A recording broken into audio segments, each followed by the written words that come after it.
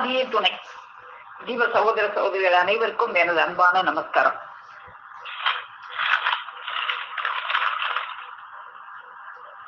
நாசிக் வெளியே மூச்சோடா தவ வல்லபம் கொண்ட நமது குலதெய்வம் பிரம்ம பிரகாசனை விழிச்சாலை ஆண்டவர்களது பொற்பாதம் போற்றி பணிந்து நமஸ்கரித்து பிரானவர்கள் நமக்கு அருளி தந்துள்ள தெய்வ திருவாக்கியங்களை எல்லாம் நாம் பகிர்ந்து வந்து கொண்டிருப்பதில் இன்று நாம் பகிர்ந்து கொள்வதற்காக எடுத்துக்கொண்ட தெய்வ திருவாக்கியம் எம்மபட ரெடிபடு கோடாயுதக்கூர் திருவாக்கியம் எண் 307,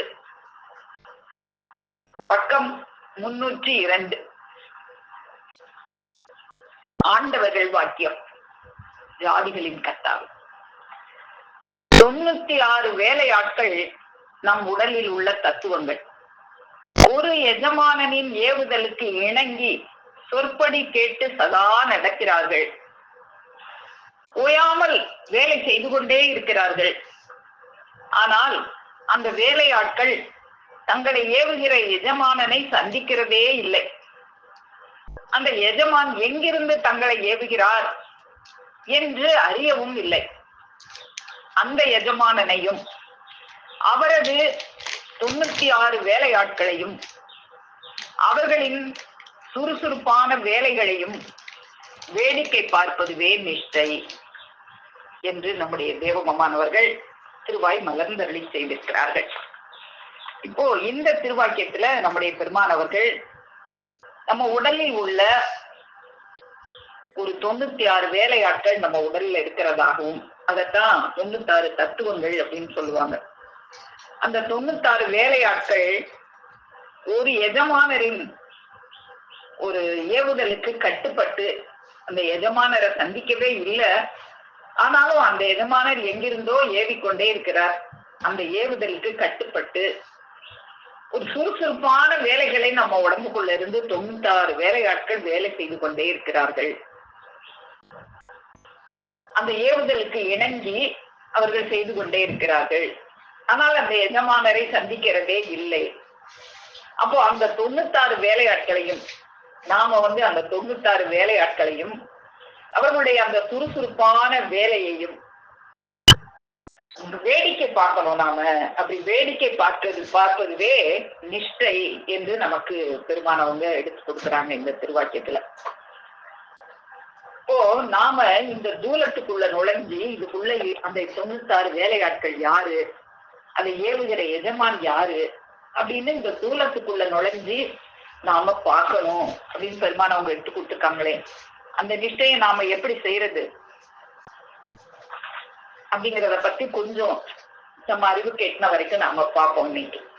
இப்போ இந்த தேகத்துக்குள்ள நுழைஞ்சி நாம பார்க்கணும். நாம யாருமே இந்த தேகத்துக்குள்ள நுழைஞ்சி நாம பார்க்கல. இந்த தேகம் யாருமே கட்ட முடியாத ஒரு திருமாளிகையாக இருக்கிறது. அதைதான் நாம பெற்று வந்திருக்கிறோம். இந்த திருமாளிகை எதுக்காக நமக்கு கொடுக்கப்பெற்றது அப்படின்னா இறைவனை அடைவதற்காக அது நமக்கு கொடுக்கப்பட்டது. அதை பயன்படுத்தி இறைவனை நாம சென்று அடையணும். அதுக்கு இந்த தேகத்துக்குள்ள நுழைஞ்சி அந்த இறைவன் குடியிருக்கிற அந்த இடத்தெல்லாம் நம்ம பார்க்கணும். ஆனா அந்த தேகத்துக்குள்ள நுழைவதற்கு ஒரு வாசற்படி கதவு இல்லாம நாம வெளியவே நின்றுகிட்டு இருக்கோம். அதனால அடிக்கிற வெயில், காற்று, மழை எல்லாம் நம்ம மேலதான் அடிக்குது. மேல அந்த வர்ணீகரமான மாளிகையில வேற நீ உள்ள போகாததுனால பிசாசு அங்க குடியேறிடுச்சு. அந்த பிசாசை விரட்டி விட்டு அந்த மாளிகைக்குள் நீ போய் வருவதற்கு ஒரு வாசற்படி வைத்து தர வந்த செம்மல்களை எல்லாம் எனக்கு எல்லாம் தெரியும் என்று அலட்சியம் பண்ணி விடுகிறாய். உன் மாளிகைக்குள் ஒரு நாளாவது நீ நுழைந்து பார்த்திருக்கிறாயா? இல்லையே. ஆகவேதான் வேதம் உன்னை குருடன் என்று சொல்லுகிறது. அந்த மாளிகைக்கு தலைவாசல் தெரிந்து உள்ளே நுழைந்து அங்குள்ள கோடி கோடி கால வாழ்க்கை செல்வத்தை கை போடாதவர்களை சர்வ படைப்பினமும் வேதங்களும் வேத கர்த்தர்களும் பகைக்கின்றார்கள். ஆனால் அதை கை போட்டவர்களையோ சர்வகலா இன்பங்களும் எதிர்கொண்டு நேசிக்கின்றன. அப்போ அந்த தேகத்துக்குள்ள போய் அந்த 96 தத்துவங்கள்லாம் என்னவாக இருக்கு, இறைவன் எப்படியெல்லாம் அந்த தேகத்தை அமைச்சிருக்காங்க அப்படிங்கிறத நம்ம பார்க்கணும். இன்னைக்கு கூட பெருமானவங்க நமக்கு எடுத்து கொடுத்தாங்க. நமசிவாய அப்படிங்கிறது இந்த எழுத்தா? இந்த எழுத்து இல்ல, அது இந்த தேகத்துக்குள்ள இருக்கிற இந்த எழுத்தெல்லாம் உருவாகிறதுக்கு முன்னால வந்த புராதனமான ஒரு சொத்து. அது தேகத்துக்குள்ள போய் பார்க்கணும். அது வெளியே இப்படி எழுதுனா இப்படின்னு அழிஞ்சு போயிருமே, இதுதானா உங்க பஞ்சாட்சரம், அப்படி உடனே அழிஞ்சு போறதா பஞ்சாட்சரம் அப்படின்லாம் நமக்கு எடுத்து கொடுத்தாங்க. அப்போ அந்த அழியாத ஒரு ஜீவ முதலாகிய ஒரு புராதன பொருள் உனக்குள்ள அசலாக இருக்கணுமே. நகல் பலம் தருமா? இந்த உலகத்திலே ஜெராக்ஸ் காப்பி கொடுத்தா எங்கேயும் செல்லாதுன்னு சொல்லிடுவாங்களே. அப்போ அசல் வேணுமே. அந்த அசலான பஞ்சாட்சரம் எங்க இருக்கு அப்படின்னு பெருமான் அவங்க கேட்ட மாதிரி எல்லாமே நம்முடைய தேகத்துக்குள்ள, இந்த தேகம் என்கின்ற ஒரு திருமாளிகைக்குள்ள எப்படி எல்லாம் இறைவன் இந்த தேகத்தை அமைச்சிருக்காங்க அப்படிங்கிறத நாம கொஞ்சம் தெரிஞ்சுக்கணும். ஏன்னா நாம அந்த தேகம் எடுத்து வந்திருக்கிறோம். அதை வேடிக்கை பார்க்கறதே நிஷ்டை அப்படின்னு பெருமான் அவங்க நமக்கு அருளி செய்யறாங்க. அப்போ இந்த வேலைகள் எல்லாம் நம்ம அறியாம எத்தனையோ வேலைகள் நம்ம தேகத்துல நடந்துகிட்டே இருக்கு. நம்முடைய தூல தேகம் நமக்குள்ள தூல தேகம், சூக்ம தேகம், காரண தேகம், மகா கரண தேகம் இருக்கு அப்படின்லாம் தெய்வம் நமக்கு கற்பித்து கொடுத்துருக்காங்க. அப்போ இந்த தூல தேகத்துல நாம செய்யாம எத்தனையோ வேலைகள் நடந்துகிட்டே இருக்கு. அந்த சூக்ம தேகத்திலையும் எவ்வளவோ வேலைகள் நடந்துகிட்டே இருக்கு. நாம செய்யல அப்படின்னா அந்த வேலையை அப்போ யார் செஞ்சா? இப்ப நாம உணவு உண்றோம் அப்படின்னா அந்த உண்ணுவது மட்டும்தான் நம்ம வேலையாக இருக்கு. அதை சத்தாகவும் அசத்தாகவும் பிரிச்சு அந்த சத்துக்களை எல்லாம் கருவிகளுக்கு அனுப்பி அசத்தை கழிவாக வெளியேற்றி இதெல்லாம் யார் செய்றா? இந்த உடலும் உயிரும் ஒட்டி இருக்கிறதுக்கு காரணமாக இருக்க இந்த மூச்சு. அந்த மூச்சை நாமளா உள்ள எடுத்து வெளியே விட்டுக்கிட்டு இருக்கோம் இல்லையா? அது தானாக நடந்துகிட்டு இருக்கே. அப்போ தானாக நடந்துகிட்டு இருக்குன்னா அது யார் செய்தது? இந்த மனிதன் கருவில் உருவானது முதல் அந்த ஒவ்வொரு வேலைகளும் நடந்துட்டு வருதே, எவ்வளவோ வேலைகள் நடந்து வருதே, அதெல்லாம் யார் செய்றா? ஒரு தண்ணி நம்ம குடிச்சா கூட அது உள்ள இருந்து ஒரு ஆள் வாங்கினா தானே உள்ள இறங்கும். அது யாரு உள்ள இருந்து வாங்குறது? யாரு? அப்போ அந்த வாங்குறதுக்குரிய ஆள் அதுக்குள்ள இருந்து வாங்கலைன்னா நம்மளால தண்ணியும் குடிக்க முடியாது.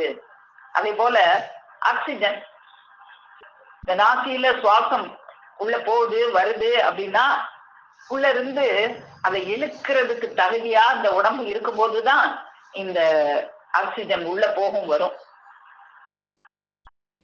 ரொம்ப முடியல உங்களுக்கு ஆக்சிஜன் இழுக்க முடியல அப்படின்னு சொல்லி ஆக்சிஜன் ஏற்றுவாங்க ஆஸ்பத்திரியில எல்லாம். அதுக்கு கூட நமக்கு பெருமானவங்க ஒரு திருவாக்கியத்துல அருளமுகத்துல கொடுத்திருப்பாங்க. அது உள்ள இருந்த ஆள் வாங்கினா தானே நீ எவ்வளவுதான் ஆக்சிஜன் ஏத்தினாலும் அது வாங்கும்.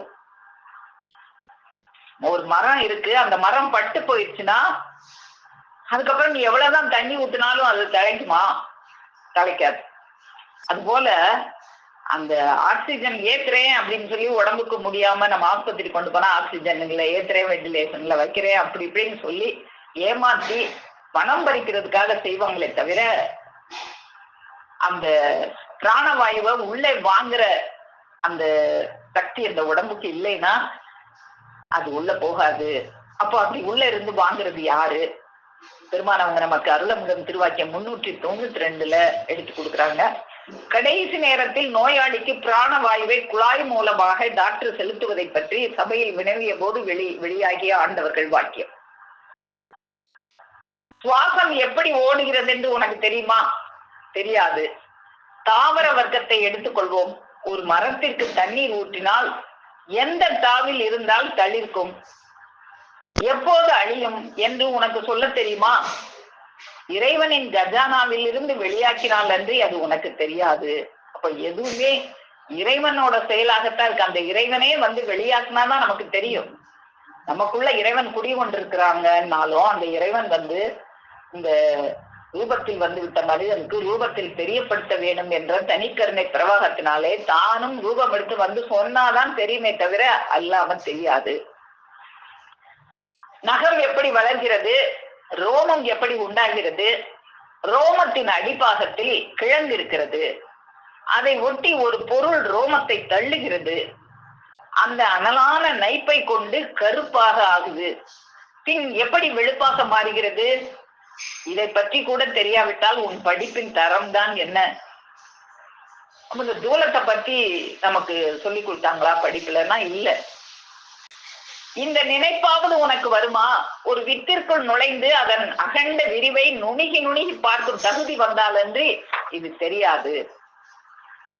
இந்த மனித உடலில் சுவாசம் ஓடும் கணக்கு ஒன்று இருக்கிறது. என்ன கணக்கு கரெக்டா இந்த உடம்புல இருந்தா அந்த சுவாசம் ஓடும். அந்த கணக்கு சரியில்லைன்னா நீ எவ்வளவுதான் ஆக்சிஜனை ஏத்தினாலும் அந்த உடம்பு வாங்காது. அந்த கணக்கை பெருமான் அவங்க எடுத்து கொடுக்குறாங்க. அதாவது மாமிசத்தின் உஷ்ணம் ஒரு பங்கும், அதை போல 2 பங்கு ரத்தத்தின் உஷ்ணமும், அதை போல 2 பங்கு நரம்பின் உஷ்ணமும் அது கொடுக்குறாங்க பாருங்க. 1:2:4. 1 பங்கு மாமிசத்தின் உஷ்ணம், அதை போல 2 பங்கு ரத்தத்தின் உஷ்ணம், அதை போல 2 பங்கு நரம்பின் உஷ்ணம். 1:2:4. அப்போ இந்த 1:2:4 இவை 3ம் சரியாக இருந்தால்தான் சுவாசம் ஓடும். இதுல ஏதாவது ஒரு இடத்துல அந்த கணக்கு மாறுபட்டுச்சுன்னா சுவாசம் ஓடாது. நீ எவ்வளவுதான் வெளியே ஆக்சிஜனை ஏற்றினாலும் அது உள்ள போகாது. இப்படி இருக்க இவனாக பிராணவாயுவை ஏற்றினால் என்ன பிரயோஜனம்? உள்ளே வாங்கும் 3 கருவிகளின் பாகங்களும் இருக்க வேண்டியபடி இருந்தால் தானே வாங்கும். இப்ப அந்த 3 கருவி, அந்த தசை, ரத்தம், நரம்பு, இந்த 3 கருவியிலையும் உஷ்ணம் கரெக்டான அளவுல இருக்கணுமே. அது இருக்க வேண்டிய அளவுல இருந்து மாறினா வாங்காதே. அப்போ இந்த கருவிகளை எல்லாம் பார்க்கறது தான் இந்த 96 தத்துவங்களாக இருக்கு. இல்லாவிடில் கருக்கறிவாள் போட்டு அறுக்கும் வாதனையாக இருக்குமே. நீ ஏத்துனா அங்க அவன் வேதனைப்படுறவனுக்கு அது கருக்கறிவாள் போட்டு அறுக்கிற மாதிரி இருக்கும் அவனுக்கு. பட்ட மரத்திற்கு தண்ணி ஊற்றி மேலே தலைக்கிறதா என்று அண்ணாந்து பார்ப்பவன் செயல் போலத்தான் இருக்கும். மரம் பட்டு போச்சு, தண்ணி ஊத்திட்டு மேல தழுத்துருச்சான்னு அண்ணாந்து பார்த்தீங்கன்னா தழுத்துருமா? மேற்கொண்டு அது மொய் மொய் என்று அழுகுவதால் கொடூரமான வாதனையை உண்டாக்கும். அவனை நிம்மதியாகவும் போக விடுறதில்லை. அங்க குத்தி இங்க குத்தி, அதை ஏத்தி இதை ஏத்தி, நான் ஐசியூல வைக்கிறேன், வெண்டிலேஷன்ல வைக்கிறேன், அதை வைக்கிறேன், இதை வைக்கிறேன்னு அவனை கொடுமைப்படுத்தி அவன் சொத்தெல்லாம் புடுங்கி, சொந்தக்காரன் சொத்தெல்லாம் புடுங்கி அதுக்கப்புறம் அவனை போக விடுறது. இதுதான் இன்னைக்கு ஆஸ்பத்திரியில நடக்குது. இதை அறிந்தால் பூலோகத்தின் எடை எவ்வளவு என்று அறிவது போல் இருக்கும். அனைத்தையும் உண்டாக்கிய கால வரம்பின் எடை எவ்வளவு என்பதை கணக்கிட்டது போல இருக்கும். இது யாருக்கு விளங்கும்? ஓடுகிற ஓட்டத்தை நிறுத்தி வைப்பவருக்கு அல்லவா தெரியும். இந்த ஓட்டம் எல்லாம் யார் கையில இருக்கு? உன் மூச்சு உன் சொன்னோடி கேட்காது, ஏன் சொன்னோடி கேட்குதே, அது ஏன் அப்படின்னு பெருமான் அவங்க அள்ளிச்சிருவாங்க. ஏன்னா அந்த ஓட்டம் அவங்க கையில இருக்கு, அந்த சுவிட்ச் அவங்க கையில இருக்கு. அவருக்கு அல்லவா தெரியும். இதை நாம் வெளியாக்கினால் ஒழிய உலகத்திற்கு தெரியாது. அங்க போய் இதெல்லாம் தெரியாம ஆஸ்பத்திரியில போய் எப்படியாவது எதையாவது ஆக்சிஜனை செலுத்தி காப்பாத்திருங்க, நீங்க தான் தெய்வம், டாக்டர் காலை பிடிச்சு கும்பிடுறது. அவன் என்ன செய்வான்? தன்னுடைய போலி மதிப்பிற்கும் பணத்திற்கும் தான் இவன் பிராணவாயுவை ஏற்றுவது போல் தெரிகிறது. வியாதியஸ்தனுக்கு அதன் ஈரம் கொஞ்சமாவது இருந்தால் தான் பிடித்துக் கொள்ளுமே அன்றி அது இல்லாவிட்டால் பட்டு போகும். அந்த மரத்துக்கு தண்ணியை ஊத்தினீன்னா அதை பிடிச்சிக்கிறத அந்த ஈரம் சத்து அந்த மரத்துல இருக்கணும். அது இல்ல, காஞ்சி மரம் பட்டு போச்சு. நீ தண்ணி ஊத்துனா பிறகு பட்டு போன மரம் மீண்டும் தழுக்குமா? உண்டாவதாக இருந்தால் தொட்ட உடனே பற்றி கொள்ளும். அந்த உள்ள இழுக்கிற சக்தி இருந்துச்சுன்னா லேசா தொட்ட உடனே அது இழுத்து பற்றி கொள்ளும். இதன் விளக்கம் இவனுக்கு தெரியவே தெரியாது. அறுசுவையின் இடமே தெரியாதே உயிர் பற்றி கொண்டிருக்கும் இடமா தெரிய போகிறது. அப்ப அந்த உயிர் பற்றி கொண்டு இருக்கும் இடம் இதெல்லாம் எங்க என்ன அப்படின்னு நம்ம தெரியறதுதான் இந்த 96 தத்துவங்களாக இருக்கு. அப்போ அந்தந்த கருவிகள் கரெக்டா அது இருக்கிற விகிதத்துல இருக்கும் போதுதான் இந்த பிராணவாயுலாம் உள்ளே போய் இந்த சுவாச ஓட்டம் சீராக நடைபெறும். அப்படி இல்லாம நீ என்னதான் செஞ்சாலும் அது வெறும் மதிப்பிற்காகவும் பணத்திற்காகவும் செய்கிற வேலையாகத்தான் இருக்கும் அப்படின்னு இன்னைக்கு ஆஸ்பத்திரியில இதுதான் நடக்குது. இத பெருமானவங்க அன்னைக்கே கண்டு அவங்க எழுதியிருக்கிறாங்க. இப்படி உள்ளே இருந்து வாங்குகிற அந்த எஜமானர், ஒரு எஜமானர் உள்ள இருந்து வாங்குறாங்களே, இப்ப அந்த எஜமானரை பற்றியும் அந்த 96 வேலையாட்களை பற்றியும் பாக்குறதே நிஷ்டைன்னு பெருமான் அவங்க அருளி செஞ்சாங்களே. அதனால நாம இன்னைக்கு அந்த எஜமானரை பற்றியும் அந்த 96 வேலையாட்களை பற்றியும் நாம இன்னைக்கு பார்க்க போறோம். அப்போ அந்த முதல்ல அந்த எஜமானரை பற்றி நாம பார்க்கணும். அந்த எஜமானர் யாரு அப்படிங்கிறத நமக்கு பெருமானவங்க எப்பயுமே கேள்வி கேட்டு நம்மளை விட்டுற மாட்டாங்க, நமக்கு எடுத்து கொடுப்பாங்க. நாம தான் அந்த இங்க ஒரு முத்து இங்க ஒரு அல்லையில இருக்கும், அங்க ஒரு அல்லையில இருக்கும், நீ தேடி பார்த்து கோர்க்கணும்னு பெருமானவங்க அருளி செஞ்ச மாதிரி நம்ம தேடினோம்னா அதுக்கு உரிய விடை கிடைக்கும். அப்படி நம்ம பார்க்கும்போது தூய்மையான குரல் திருவாக்கியமேன் 19 தொடர்ச்சி பக்கம் 158 பார்ப்போம். அதுல நமக்கு அந்த எஜமானர் யாரு அப்படின்னு குறிப்பிடுறாங்க. அந்த எஜமானர் நம்ம தாயின் கருவறைக்கு வரும்போதே கூட வந்துட்டார். நாம் நம் தாயின் கருவறையில் இருக்கும்போது அங்க நடந்த ஜீவ பெரிக்காதிக்க செயல்களை ஒவ்வொன்றாக எண்ணி பார்த்ததுண்டா? நம் ஜீவனின் வல்லப செயல் விளைவுதானே நம்முடைய இந்த தூலம். அங்கு நிகழ்ந்த அற்புத செயல் வரிசைப்பாட்டினை யாரும் எண்ணி பார்க்க முடியாது. தாயின் கருவறையில் இத்தூல தேகத்தை கட்டிய எல்லா ஜாமான்களும் இருக்கின்றன. அவற்றில் காதை கட்ட ஆகும் ஜாமான்கள் மூக்கை கட்டுவதற்கு உதவுமா? உதவாது. நாக்கை கட்ட உதவும் ஜாமான்கள் பல்லை கட்டுகிறதற்கு ஆகுமா? ஆகாது. மோவாய் கட்டையை கட்ட ஆகும் ஜாமான்கள் நெற்றியை கட்டுகிறதற்கு உதவுமா? உதவாது. இப்படியே வேறு வேறான பலவா மகப்புற அங்கக்குலங்களுக்கு வேண்டிய கோடிக்கணக்கான ஜாமான்கள் அங்கு தாயின் கருவறையில் இருக்கின்றன. ஒரு மேனிய கட்டக்கூடிய ஜாமான்கள் எல்லாம் தாயின் கருவறையில இருக்கு. ஆனா அதுக்கு உண்டான எஜமானர் வந்து அந்த வேலையாட்களை எல்லாம் நீ இந்த வேலையை செய், நீ அந்த வேலையை செய்யு சொன்னா பிறகுதான் அந்த வேலை நடக்கும். அவை யாவும் அது வரைக்கும் செயல் இல்லாமல் இருக்கின்றன. அப்படி இருக்கும்போது உன் தகப்பனிடத்தில் குடியிருந்த ஜீவ வித்து அங்கு வந்து பாய்ந்ததும் அந்த எஜமானர் எல்லாவற்றையும் தன் திட்டப்படி ஏவி வீச எல்லா அசைவு ஒசிவுகளோடு இந்த மனித தூலமாகிய யாரும் கட்ட முடியாத திருமாளிகை வெகு வேகமாக கட்டி முடிக்கப்படுகிறது.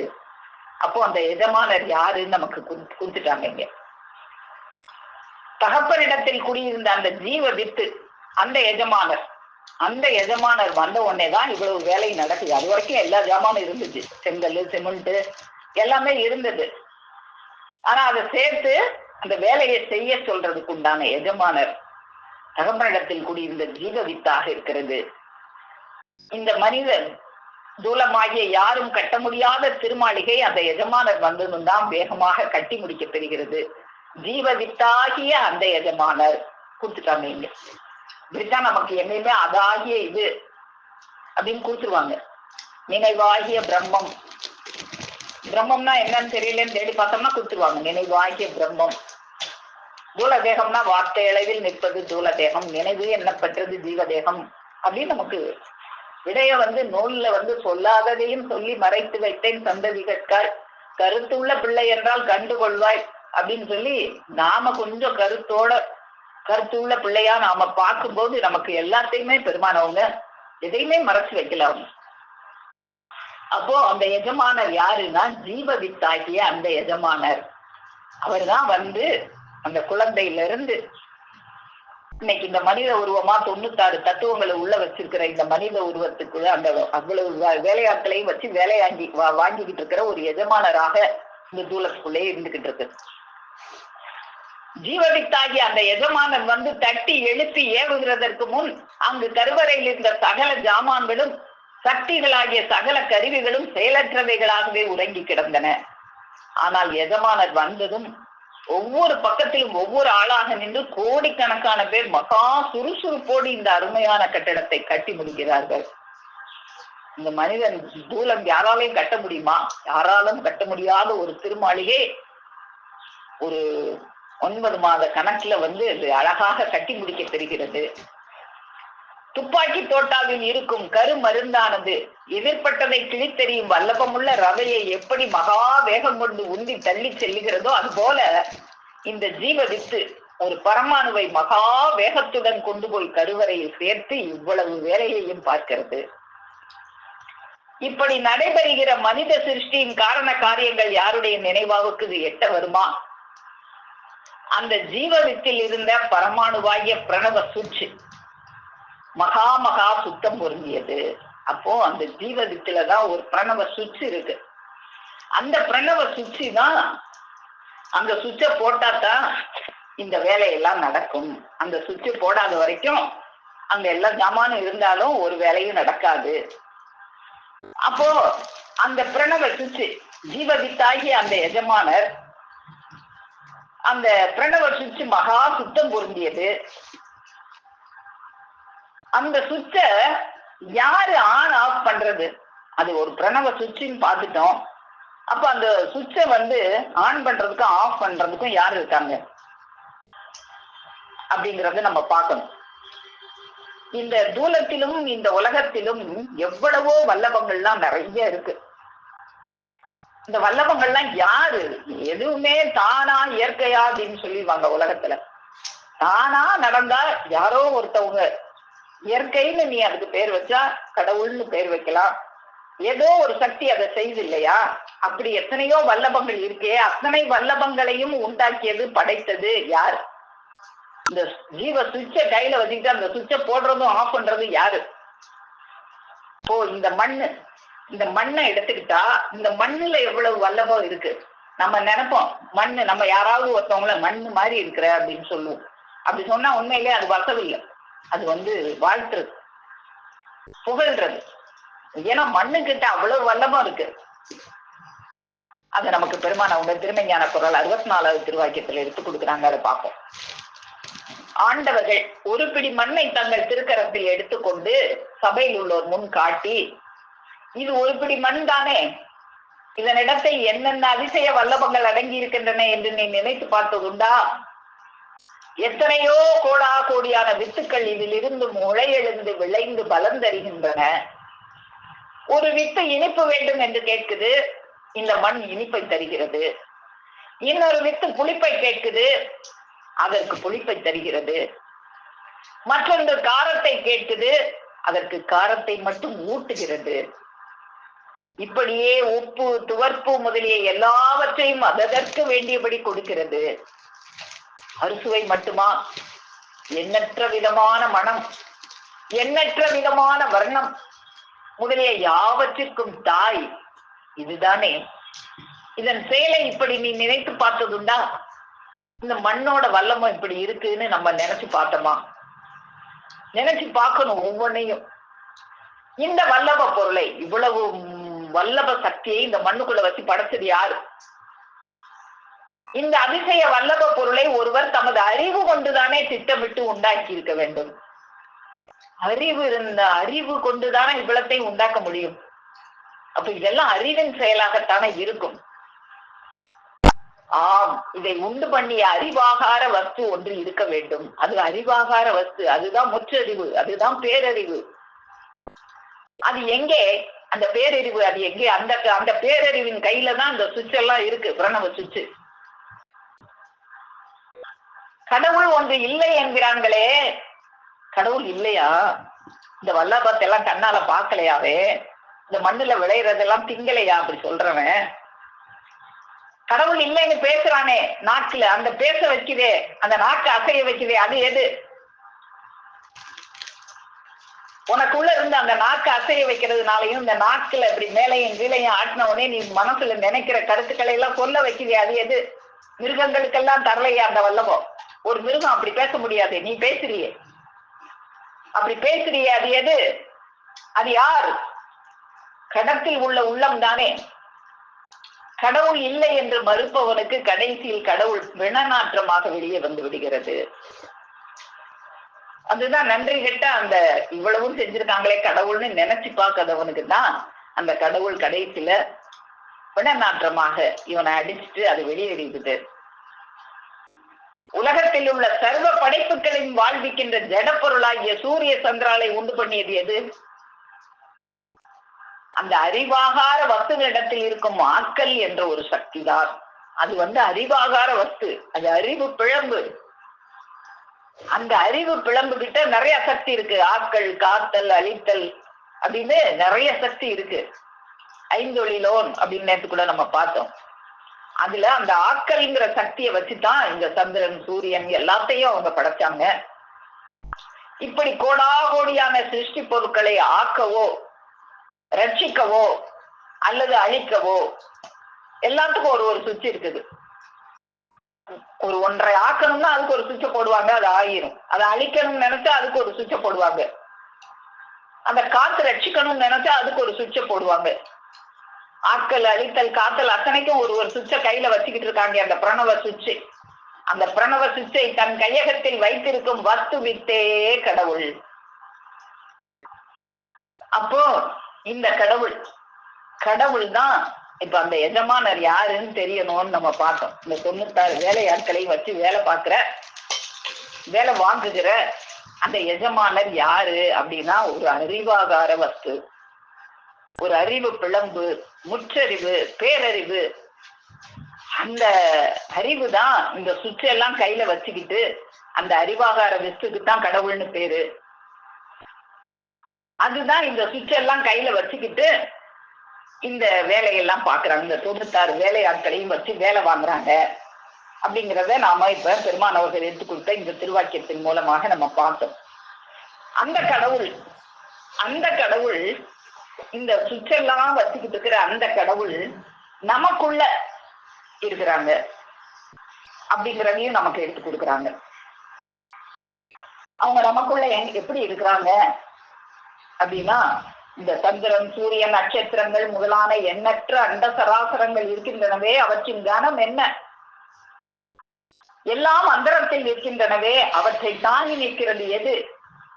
அவ்வளவையும் தன்னிலிருந்து வெளியாக்கிய தாயாகிய ஆகாயமே. இந்த தாயாகிய ஆகாயத்துலதானே சந்திரன் சூரியன் நட்சத்திரங்கள் எல்லாம் இருக்கு. நம்ம அந்த ஆகாயம்தான் அவ்வளத்தையும் தாங்கி நிக்குது. அது அந்த தாயாகிய ஆகாயம் முன்னிடத்தில் எசன்ஸ் வடிவமாக சுருட்டி மடக்கி திரட்டி வைக்க பெற்றிருக்கிறது. இப்ப அந்த அறிவாகார வஸ்துன்னு பார்த்தோமே கடவுள், அந்த கடவுள் பறந்து விரிந்த ஆகாயமான கடவுள் நமக்குள்ள சுருட்டி மடக்கி திரட்டி ஒரு வஸ்துவாக நமக்குள்ள வைக்க பெற்றிருக்கிறது. அதுக்கு பேரு வஸ்து என்றும் பிரம்மம் என்றும் பிரணவம் என்றும் வேதங்களில் சொல்லப்பெறுகிறது. அத கைப்பந்தாக வைத்து ஆளுகிறவர்களே உன் ஆசான். அதுதான் அந்த சுவிட்ச கையில வச்சிருக்கிறவங்க தான் ஆசான். அப்போ அந்த அறிவாகிய ஆசான் அவங்கதான் அந்த பிரணவ சுவிட்சை கையில வச்சுக்கிட்டு இருக்கிறாங்க. அப்போ அதை வைத்து ஆளுகிறவர்களே ஆசான். அப்போ ஆளுகிறவர் தானே எஜமானாக இருக்கணும். அப்ப நமக்குள்ள அதை சுருட்டி மடக்கி திரட்டி வச்சிருக்காங்க. அது நமக்குள்ள என்னவாக இருக்கிறது? அந்த பிரணவம், நினைவாகிய பிரம்மம் அப்படின்னு நமக்கு எடுத்து கொடுப்பாங்க. அதுதான் நினைவாக நமக்குள்ள சுருட்டி மடக்கி வச்சிருக்கு. நம்ம நினைவு தான் பறந்து விரும்பி எங்க வேணாலும் போகும். இப்ப நாம நினைச்சா எங்க வேணாலும் போயிட்டு வரும் அந்த நினைவு. இந்த தூளத்தை தூக்கிட்டு போறதுக்குன்னா அதுக்கு பல முயற்சி செஞ்சு நாம கிளம்பணும், காசு செலவழிக்கணும், என்னென்னலாம் செய்யணும். நினைவால போகணும்னு நினைச்சோம்னா ஒரு நிமிஷம் போயிட்டு வந்தேன். இப்ப நம்ம ஆலயத்துல சந்நிதி முன்னால நின்று வணங்குறோம், ஒரு தோற்ற பாடல் பாடுறோம்னு நினைச்சா பாடிட்டு வந்துருவோம். அப்படி நினைவாக நமக்குள்ள இருக்கு அந்த ஆகாயம் சுருட்டி மடக்கி திரட்டி. அது பரிசுத்தமான நினைவாக இருக்கிறது. நாம என்ன செய்யறோம்? அந்த பரிசுத்த நினைவுல தீங்கெல்லாம் கலந்து, அந்த நினைவுல எதை நினைக்குமோ அதை நினைக்காம கண்ட குப்பையெல்லாம் நினைச்சு அதுல தீமையெல்லாம் கலந்து அந்த தீங்காகிய சைத்தான் கலக்கும் போது அதுக்கு பேரே மாறிடுது, மனம்னு பெயர் மாறிடுது. நினைவுதான் இறைவன் கொடுத்தது, நாமளாக அதை மனமாக மாற்றி விடுகிறோம். அந்த மாற்றின மனத்தை திரும்ப அந்த மனத்திற்குள்ளே ஒரு ஒளி, ஒரு முளை காண செய்வது ஆசானவர்களுடைய வேலையாக இருக்கு. அப்படி ஆசானவர்கள் அவங்கள்ட்ட வர முன்னால மனம் வேறு அறிவு வேறு என்று இல்லாமல் எல்லாம் மனமாகத்தான் இருந்தது. அந்த மனத்தை மெல்ல மெல்ல மெய்யறிவு உதயம் காட்டி மாற்றி அறிவு ரூபத்தில் ஆக்குவது ஆசான் அவர்களுடைய வேலையாக இருக்கிறது. அப்போ அந்த இறைவன் நமக்குள்ள சுருட்டி மடக்கி திரட்டி நமக்குள்ள வைக்க பெற்றிருக்கு. அதை நாம மனமாக மாற்றி வைக்கிறோம். அதை ஆசானவர்கள் அதை அறிவாக மாற்றி வைக்கிறார்கள். அப்போ அறிவுதான் தெய்வம். அப்படின்னு நமக்கு பெருமான் அவங்க நிறைய இடத்துல எடுத்து கொடுத்திருப்பாங்க. இந்த அறிவு தான் தெய்வம்னு வான்மதி குரல் திருவாக்கியம் 203 நமக்கு கொடுக்குறாங்க. அறிவே தெய்வம் அப்படியே ஓப்பனாவே நமக்கு சொல்றாங்க. அறிவே தெய்வம் என்று வேதங்கள் கூற, அறிவுதான் தெய்வம், அறிவுதான் கடவுள், அறிவாகார வஸ்துதான் கடவுள் அப்படின்னு நமக்கு எடுத்து கொடுத்துருக்காங்க. நிறைய இடத்துல எடுத்து கொடுத்துருக்காங்க.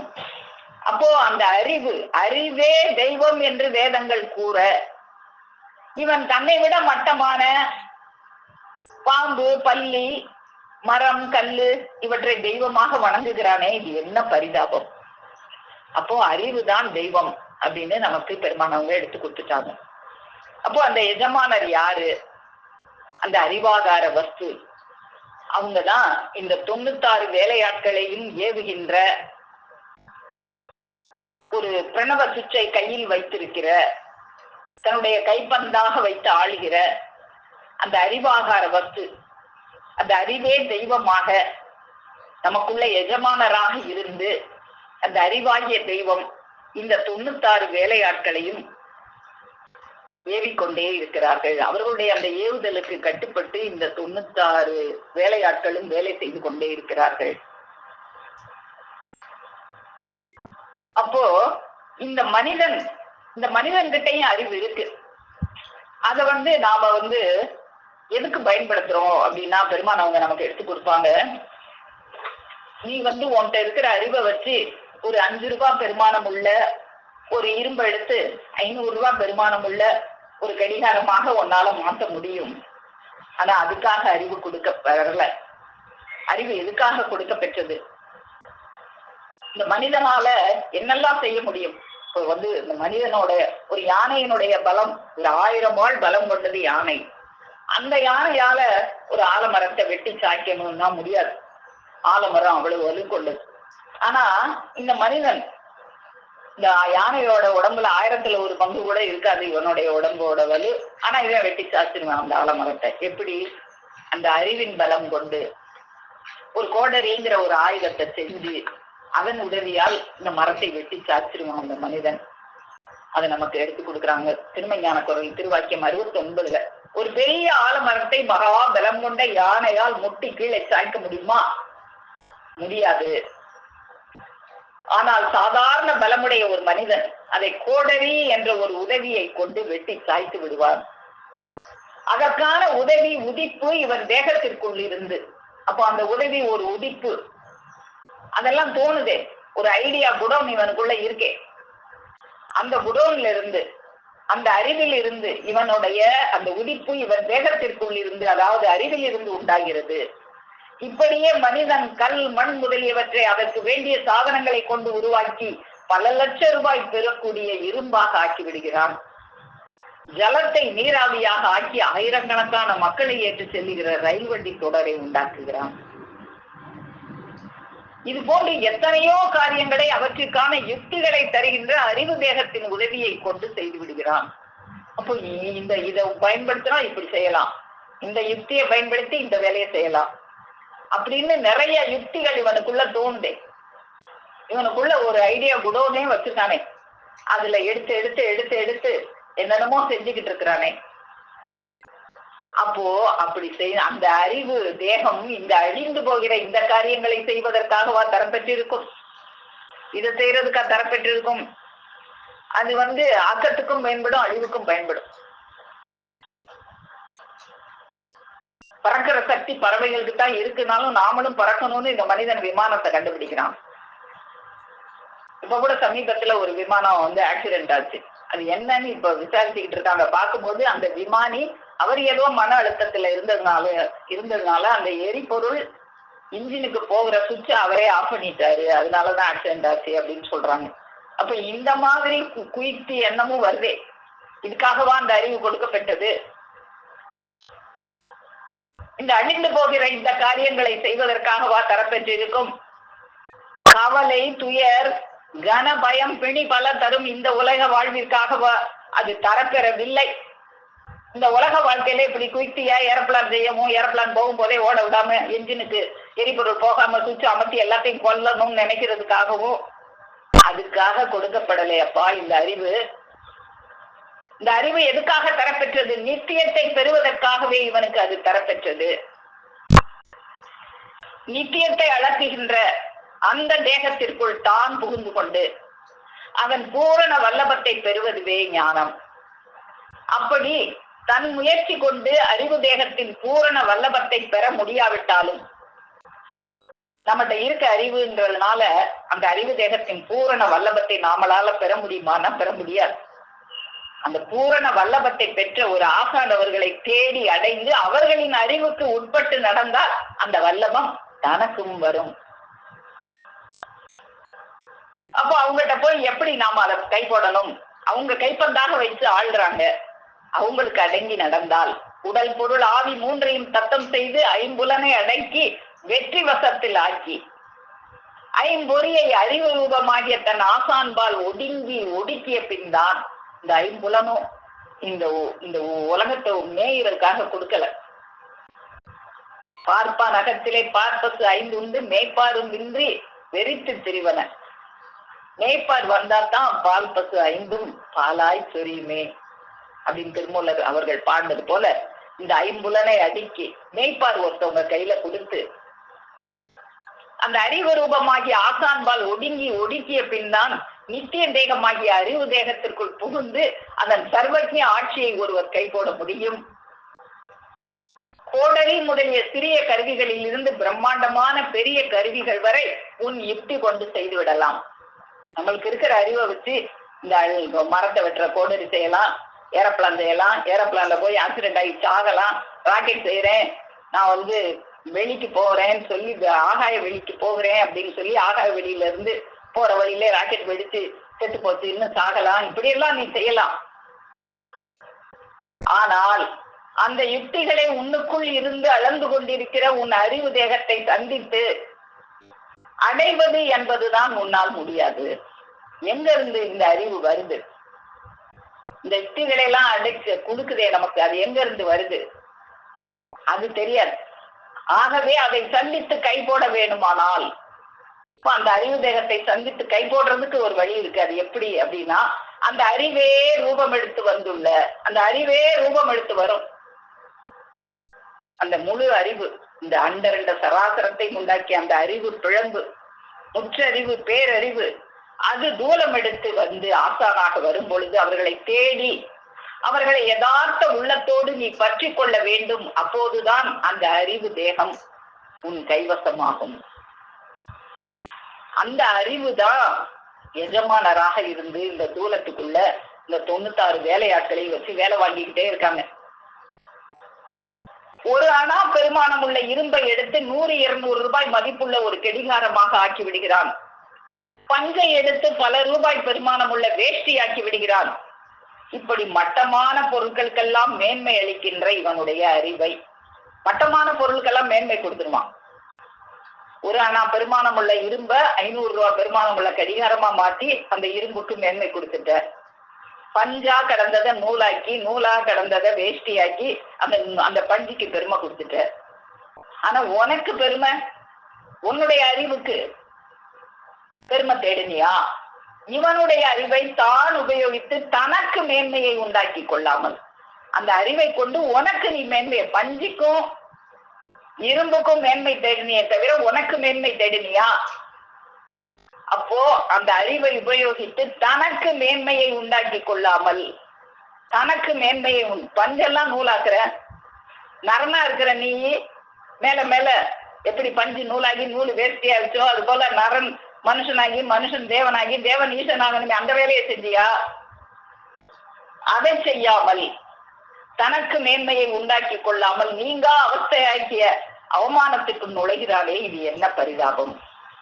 அப்போ அந்த அறிவாகிய ஒரு வஸ்து, அந்த அறிவாகார வஸ்து வித்தாகிய கடவுள், அதுதான் இந்த கடத்திற்குள்ளாக இருந்து எஜமானாக இருந்து இத்தனை வேலைகளையும் செய்கிறது. அப்போ நம்ம இன்னைக்கு பார்த்த இந்த திருவாக்கியத்துல நமக்கு பெருமானவங்க எடுத்து கொடுத்த மாதிரி 96 வேலையாட்கள் நமக்குள்ள இருந்து சதா ஒரு வேலை செய்துகிட்டே இருக்கிறாங்களே, அந்த வேலையையும் அதுக்கு ஏவுகின்ற அந்த எஜமானரையும் நாம சந்திக்கணுமே. 96 வேலையாட்கள், நம் உடலில் உள்ள தத்துவங்கள் ஒரு எஜமானனின் ஏவுதலுக்கு இணங்கி அந்த எஜமானோட சொற்படி கேட்டு சதா நடந்துகிட்டு இருக்காங்களே. நாம தூங்கினா கூட அந்த வேலை நடந்துகிட்டே இருக்கேன். ஓயாமல், ஓய்வே கிடையாது அந்த 96 வேலையாட்களுக்கு.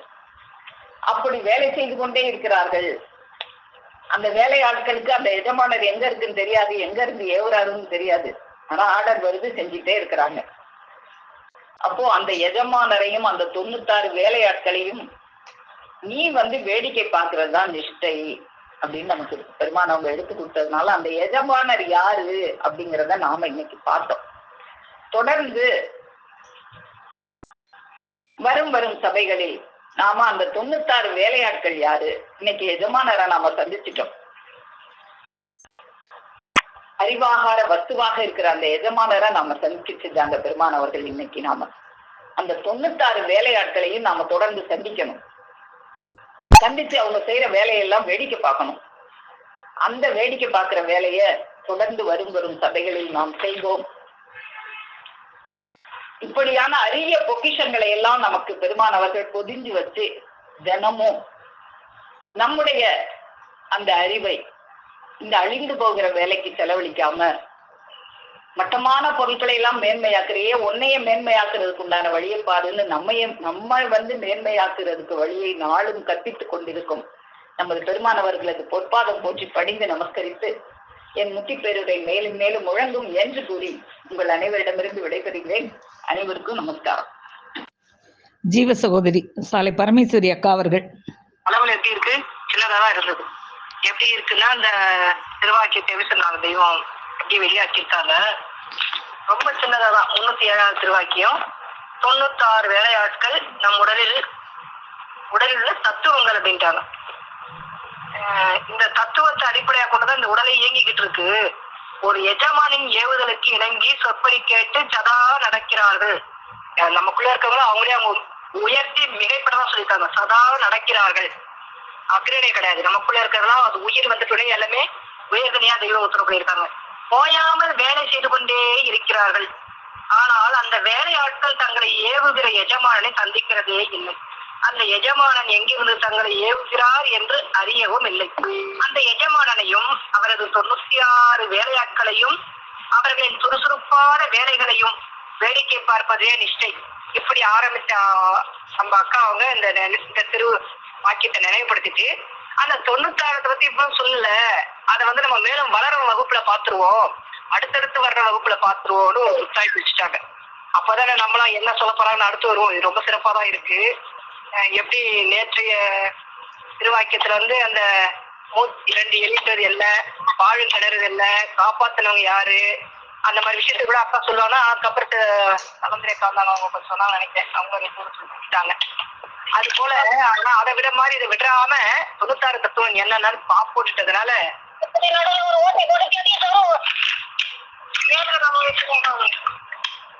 யாரும் இடையில பேசுறாங்க போல. அப்ப அது போல அந்த 96 தத்துவத்தை நிஷ்டை அப்படின்ட்டாங்க. இதுல ஒரு ஆச்சரியம் என்ன அப்படின்னா, இன்னைக்கு நான் தோற்ற படம்லாம் ஏதோ மனசு தோன்றத படிப்பேன். இன்னைக்கு ஏதோ நூலை விரிச்சிட்டு டக்குனு என்ன கொடுக்கலாம் படிக்கலான்னும் போது ஜஸ்ட் நிஷ்டைக்கு பின்னாடி வர பாடம் சொல்லியிருக்கோம். ஆனா அதுலயும் அக்கா இன்னைக்கு படித்து சம்பந்தப்பட்டதான் வந்தது.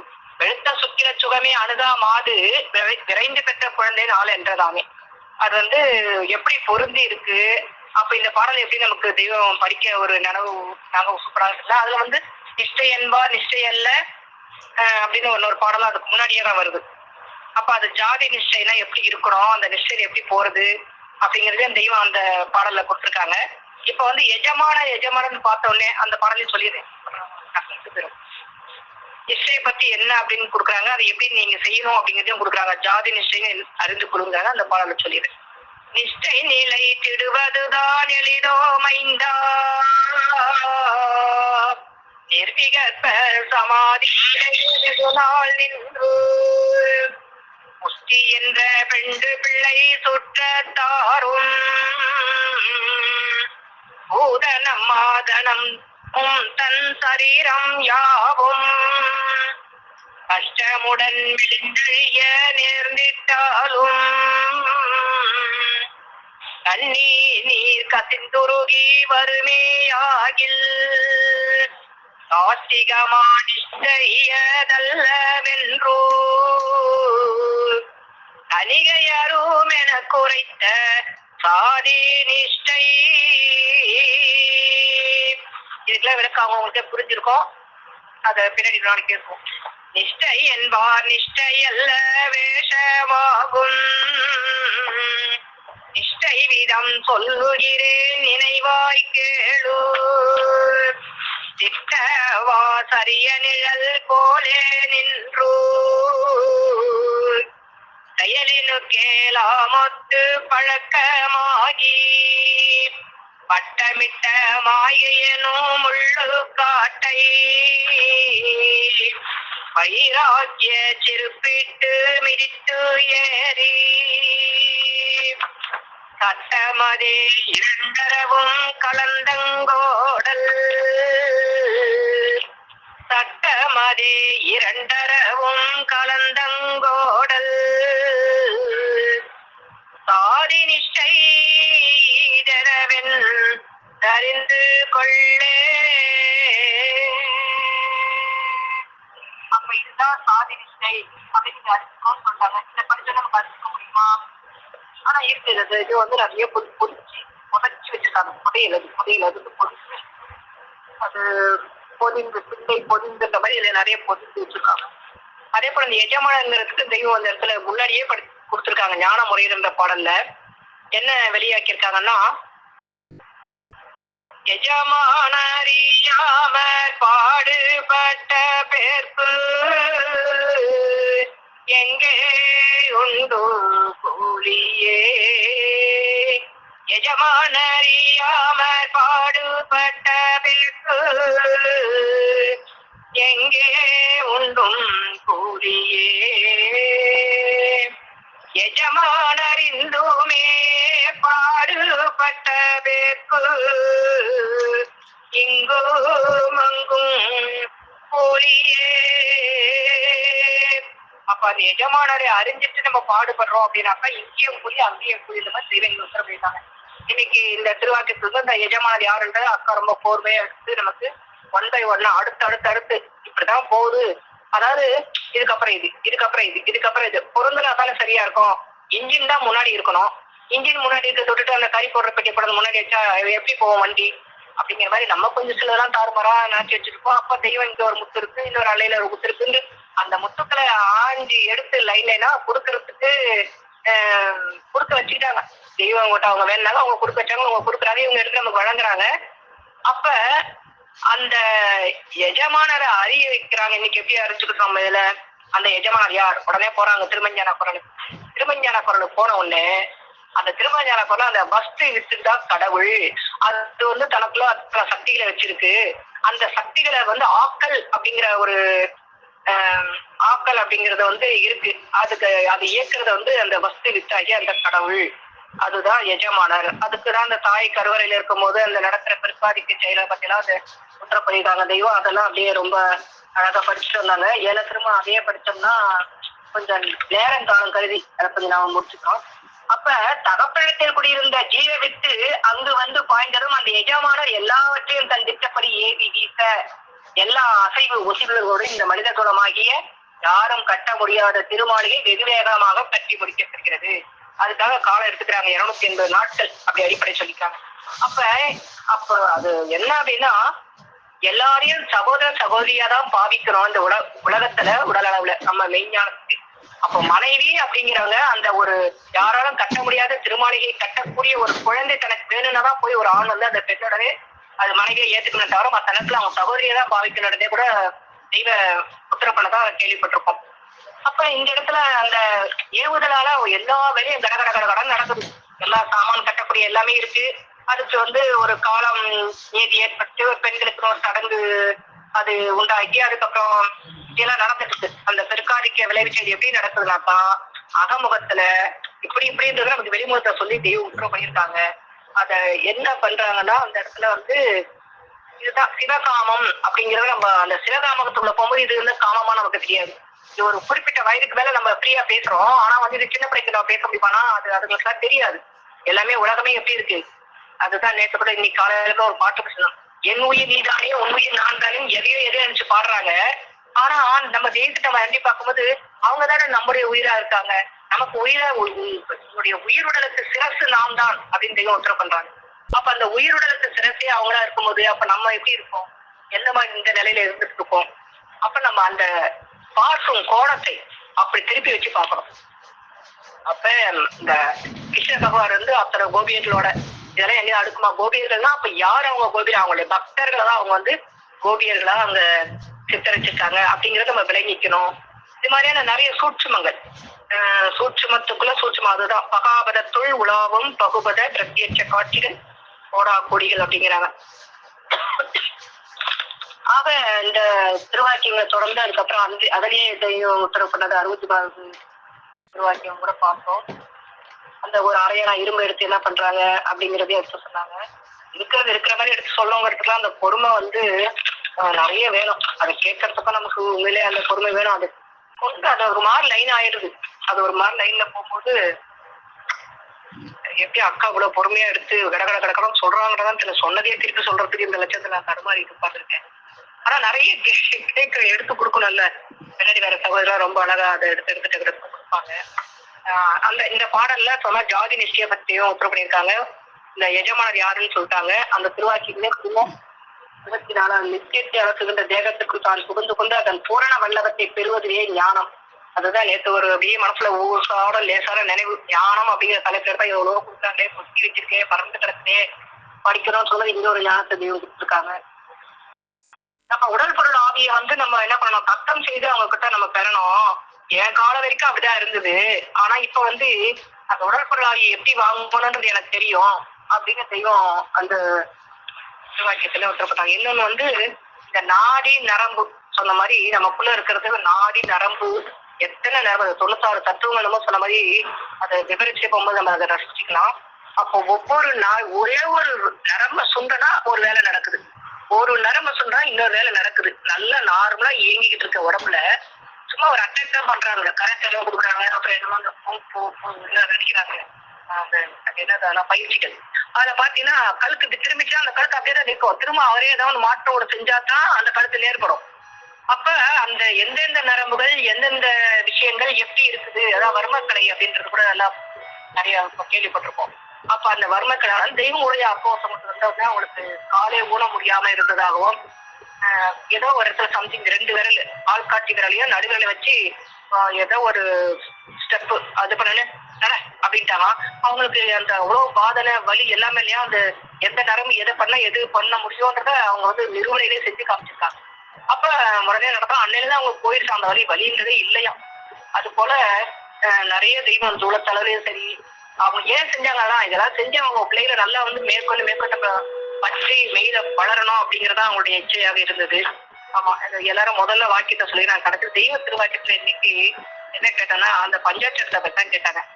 இந்த அடிக்கிற வெயில் காத்து அதுல எல்லாம் தேஞ்சிக்கிட்டு போயிருக்குமா, அச்சிட்டு போயிருக்குமா அப்படிலாம் இல்ல. அந்த பஞ்சாட்சரம் எங்க, இந்த பாஷைகள்லாம் வரத்துக்கு முன்னாடி இருந்த பஞ்சாட்சரம் எங்க, அது எழுத்து சாட்சி எழுந்தா உன்ன நினைவுல என்ன வரும், சாஞ்ச மாதிரி வரும்.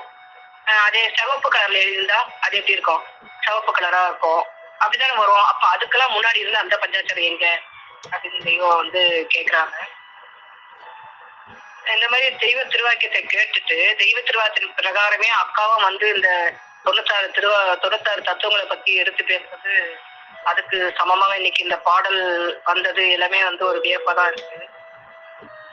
யாராலும் கட்ட முடியாது திருமால் எழுத்து உருவானது எப்படி இருக்கு அப்படின்றத தெய்வம் அந்த வாக்கியத்துல உத்தரவு பண்ணிட்டு வந்தாங்க. ரைட்டுங்கா, மிக்க சந்தோஷமா இந்த அளவுக்கு எடுத்து சொல்லிட்டேன். 1:2:4 எல்லாம் சொன்னீங்க. அதெல்லாம் அந்த சயின்டிஸ்ட் பிரகாரம் அதெல்லாம் கொஞ்சம் உள் வாங்கினா அது எடுத்து சொல்றதுக்கு, அதாவது நம்மளுடைய இது எப்படி இருக்கு. அப்ப வந்து உள்ள வந்து அது ஆக்சிடென்ட் கொடுத்தா அந்த ஆக்சிடென்ட் உள்ள கொஞ்சமாவது அந்த ஈரப்பட்டது இருந்தா தான் அது உள்ள வாங்கும், இல்லைன்னா முடிஞ்சு கதை அப்படிங்கிற மாதிரிதான் மனுஷனுடைய தரங்கள்லாம் இருக்கு. ஆனா ஒருத்தவங்க ரொம்ப முடிய மாட்டாங்க, பார்த்து நல்லாயி வந்துருவாங்க.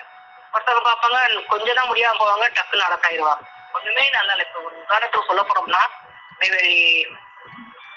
சரோஜா அக்கான்னு இருக்காங்க. அவர் பேரு கொஞ்சம் பாருங்க, அதுக்குள்ள மறந்துடுச்சு பாருங்க. இப்ப அடக்கம் 3 அடக்கம், அது கடைசியில 4 மணிக்கு தான் அந்த மாமா அடக்கம் பண்ணாங்க. அதுதான், ஆமா ஆமா அவங்களேதான். அத பார்த்த சாரதி அண்ணா வந்து நல்லாதான் இருந்தாங்க. டக்குன்னு எதுவும் எழுந்து போகும்போது மோதிக்கிட்டாங்களா, விழுந்துட்டு இருக்காங்க. விடுதிக்குள்ளவேதான் விழுந்துட்டு கூட ஒரு நாள் எல்லாம் இருந்திருக்காங்க. அதுக்கப்புறம் அந்த கால் கொஞ்சம் ரொம்ப கஷ்டமா இருக்குன்னு சொன்னோடனே அவங்க அண்ணா வெளிநாடு போயிருக்காரு, இப்ப இங்க இல்ல. அவங்களுடைய அறிவுரையின் பேர்ல அவங்க ஒரு டாக்டருக்குலாம் போன் பண்ணி உடனே சரி நீங்க கூப்பிட்டு வந்துருங்க, ஆம்புலன்ஸ் எல்லாமே அனுப்பி எல்லாம் பண்ணிட்டாங்க. நல்லா இருந்திருக்காங்க. நாளும் நல்லா தான் பேசிட்டு இருக்காங்க. வீடியோ கால் பண்ணி நியூசிலாந்துல இருக்காங்க, அவங்க கிட்டயும் பேசியிருக்காங்க.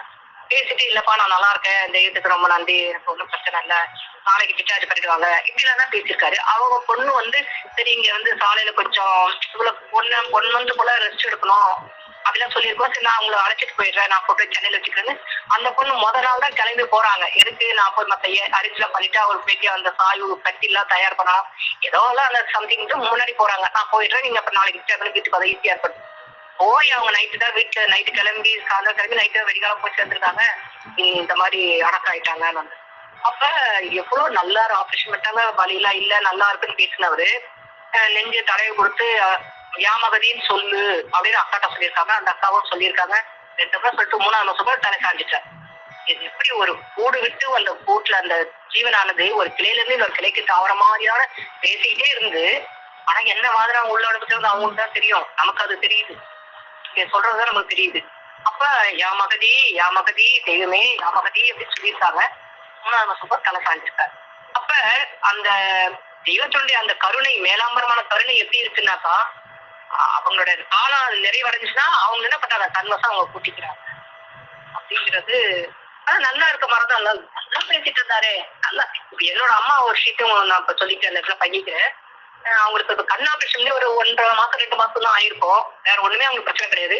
பட் வந்து அவங்க ஏதோ வயிறு வலின்னு சொல்லி கொண்டு போய் ரொம்ப முடியலன்னு எப்பயுமே போக மாட்டாங்க ஹாஸ்பிட்டல். அம்மா கூப்பிட்டுட்டாங்க. கூப்பிட்டு போன நேரத்துல ஏதோ ரொம்ப முடியல மாதிரி அவங்களுக்கு தோணுச்சா என்ன தோணுச்சா, சரி அம்மா வந்து என்னைய வந்து பார்த்தாங்கன்னா அவங்களுக்கு கொஞ்சம் நல்லா இருக்கும், ஆறுதலா இருக்கும் அப்படின்னு சொல்லி நாங்க புதுக்கோட்டையில வேலை பார்த்துட்டு இருக்கேன். உடனே போன் பண்றோம், தம்பி ஒண்ணு இல்ல அம்மா நல்லா இருக்காங்க வாழ்ந்தாங்க. உடனே நாங்களும் ரெஜிஸ்டர்லாம் பண்ணிட்டு நீ நைட்டே அப்படியே டியூட்டில இருந்து அப்படியே போறேன். நான் கிளம்பி போன உடனே நான் பாக்குறாங்க, சரி நீ அவ்வளவு தூரத்துக்கு வந்திருப்பேன், நாங்க சாயந்தரம் காலைல முதல் ஆயிடுச்சு, அவ்வளவு தூரம் போயிருக்கேன், நீ வீட்டுல போயிட்டு ரெஸ்ட் எடுத்துட்டு காலையில வா அப்படிங்கிறாங்க.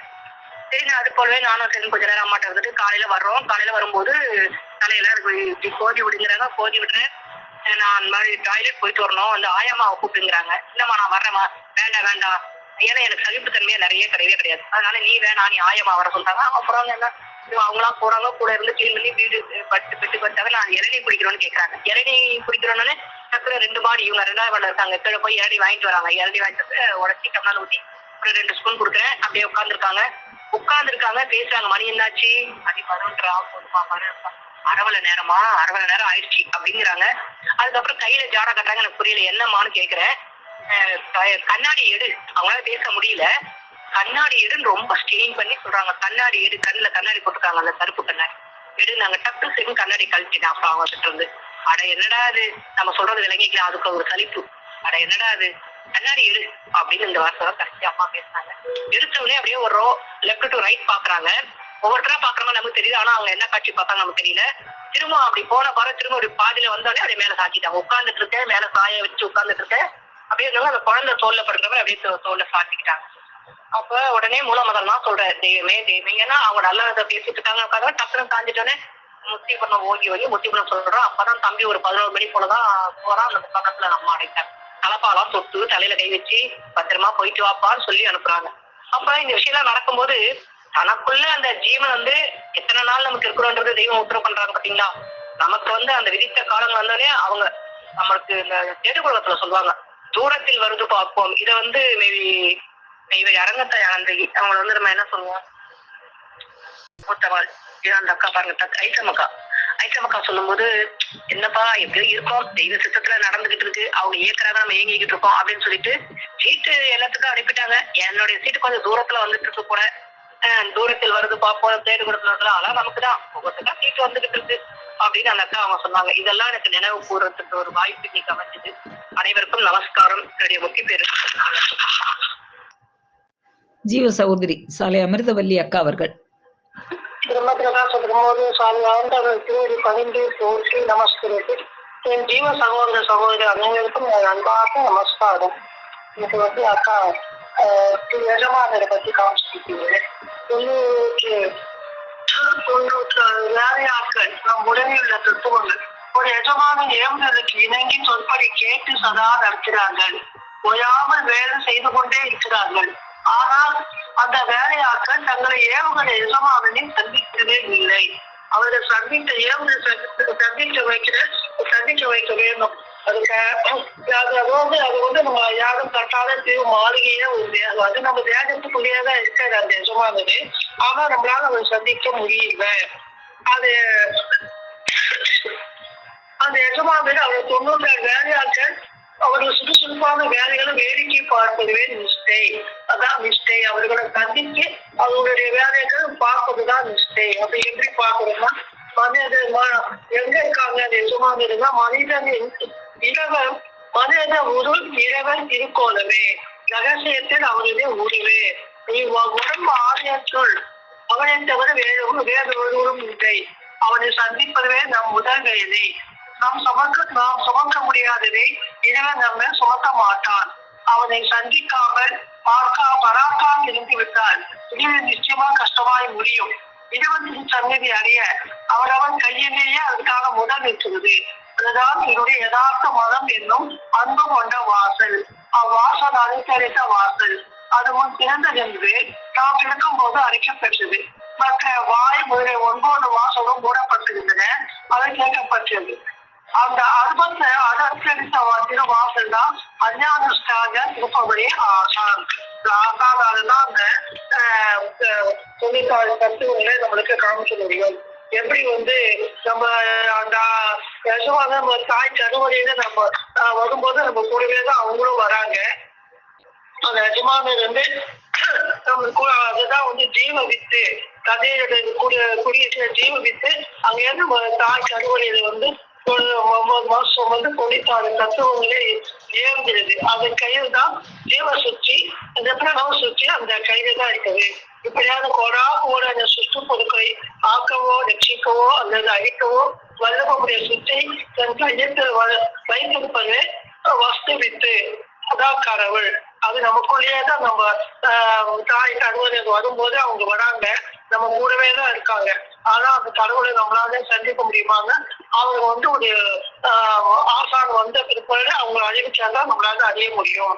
நமக்குள் இருக்கும் கடவுளை நமக்குள் இருக்கும் நினைவாக பரிசுத்தமாக இருக்கு. அந்த கடவுள் ரொம்ப பரிசுத்தமானவர். அவங்கதான் நம்மளுடைய நினைவாகவும் இருக்காங்க. மனதை அக்கனுக்கு பேர் நினைவு, அதே பரிசுத்த நினைவுக்கு பேர். அதை தீங்காகிய சைத்தான் கலந்தால் மனம், தாவுகிற செய்துடையது மனம். ஒரு தெய்வாசானால் ஒரு ஒளி ஒரு கீழ்க்கு தோன்ற செய்வது தாப்பமுள்ள சித்திக்குள் முற்று தோன்ற செய்வது போலாம். நம் மனம் அழுக்காக பரிசுத்தமாக இல்லை. அந்த குப்பையை அவங்க போட்டு நிறுத்திருப்போம். ஆனா ஆசாருடைய அறிவு அவங்களுடைய நினைவு பரிசுத்த நினைவு நம்ம நினைவு வச்சுக்க போதுதான் அந்த நினைவு பரிசுத்தமாகிறது. அதுதான் அறிவே தெய்வம். அறிவேதான் அந்த யமவாதியை கருதி மீட்கும் கையுடையதே அறிவு. இது இவ்வாறு திட்டமாக உங்களுக்கு அறிவிக்கிற ஒரு அதுவாகாதனை தேடி அவர்களுக்கு சந்நிதியில் அடைக்கலம் கொடுக்கிறது அறிவின் வேலை. அதுதான் அறிவுதான் ஆசானா இருக்காங்க. அவங்கதான் அந்த நாம ஏவுகள் எஜமானதாக இருக்கிறாங்க. அதுக்கு நம்ம உடல் பொருள் ஆவி 3 தர்சனம் செய்து 50 அடுக்கி வெற்றி வசத்தில் ஆட்சி 50 அறிவு ரூபமாக தன் ஆசானப்பால் ஒடுங்கி தத்தம் செய்து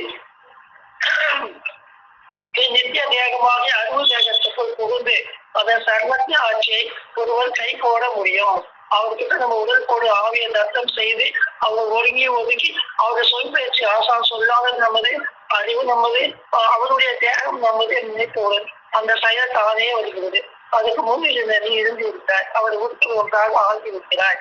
அப்பதான் நம்மளால அந்த யசோவாவினை சந்திக்க முடியும். அதுக்கு தெய்வ ஆசானின் உண்மையானதுதான். அவருடைய அறிவை நம்ம தத்துவம் செய்து நம்ம அவங்க புஷாவும் சாய்ந்து விட்டால் அவங்களால அந்த யசோவானதை நம்ம சந்திக்க முடியும் அப்படின்றது யசோவானை பத்தி காமிச்சு கொடுத்தீங்க. அப்புறம் 96 தத்துவங்களை நம்ம தொடர்ந்து பார்ப்போம்னு சொல்லிட்டு இருக்கோம். அதெல்லாம் ரொம்ப ஆவலா எதிர்பார்த்து கொண்டிருக்கிறோம். நமஸ்காரம் அக்கா. ஜீவ சகோதரி சாலை சலந்திரி அக்கா அவர்கள். அது உதவுமா? அப்படின்னு தெய்வம் கேட்கிறப்ப அதற்கு அந்தந்த கருவிகள் செய்து செய்து இணைத்து 64 ராகங்கள், தாளங்கள், மேளங்கள் அதற்கு கருவிகள் செய்து இணைத்து தெய்வம் வச்சிருக்காங்கன்னா அப்ப எவ்வளவு ஒரு நுண்ணியமா தெய்வம் பின்னாடி வேணுங்கிற காலத்துக்கும் செஞ்சு வச்சிருக்காங்க. அப்போ யாரும் கட்ட முடியாத திருமாளிகையும் தேகம்னா அந்த அளவுக்கு அவங்க பார்த்து பார்த்து பார்த்து ஒரு வாக்கியத்துல உத்தரவு பண்றாங்க. உணவு பசியாரிட்ட ஆனா அது எப்படி ஜீரணம் ஆகுதுன்னு உனக்கு தெரியுமா? அந்த ஜீவாக்கள் எப்படி ஜீரணம் மட்டும் தெரியாது. அப்ப அந்த அளவுக்கு நுணுக்கமா தெய்வம் நம்மளுக்கு படைச்சு கொடுத்துருக்காங்க. அப்ப வஸ்து துதி நகை எடுத்து கொடுத்தாங்க. எனக்கு டக்குன்னு அந்த இடத்துல ஞாபகம் வந்துட்டு இந்த பாடல் கேடு ஊடகத்துல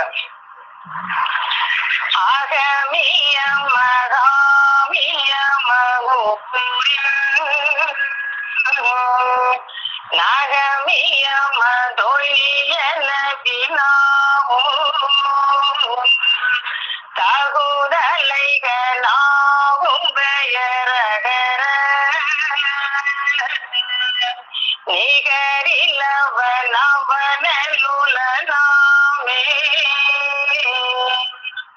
கோடுமை கெடு நெடு பரமை அடியோடவை மடிய நெடு துயரும் இடிமையில பொடி படவை கெடவே திடனடன அடவுடவ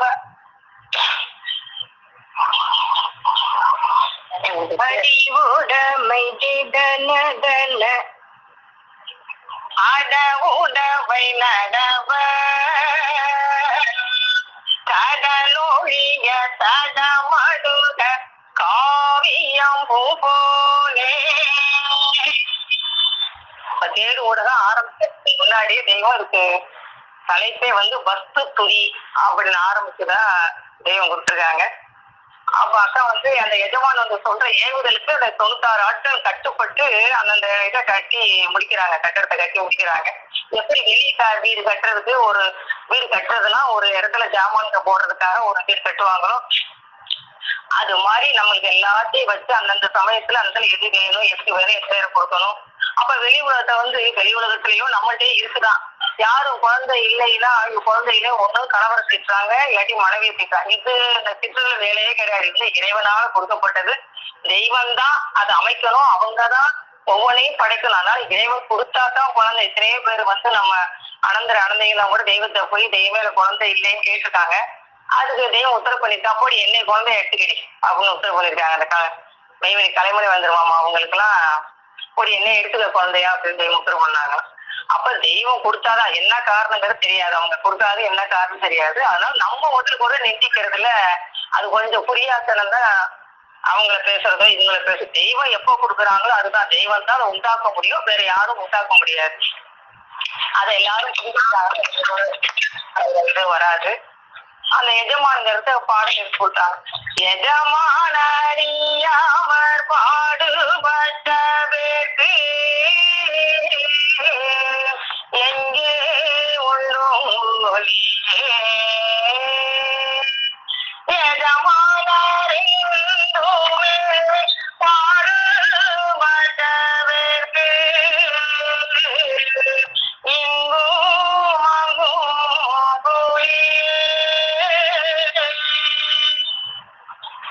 அப்ப யாரு இப்ப ஒருத்தர் போய் வேலை பாக்குறோம், யாரும் தெரியாம பாத்துட்டோம்னா அவங்க சம்பளம் கொடுப்பாங்களா? கொடுக்க மாட்டாங்க.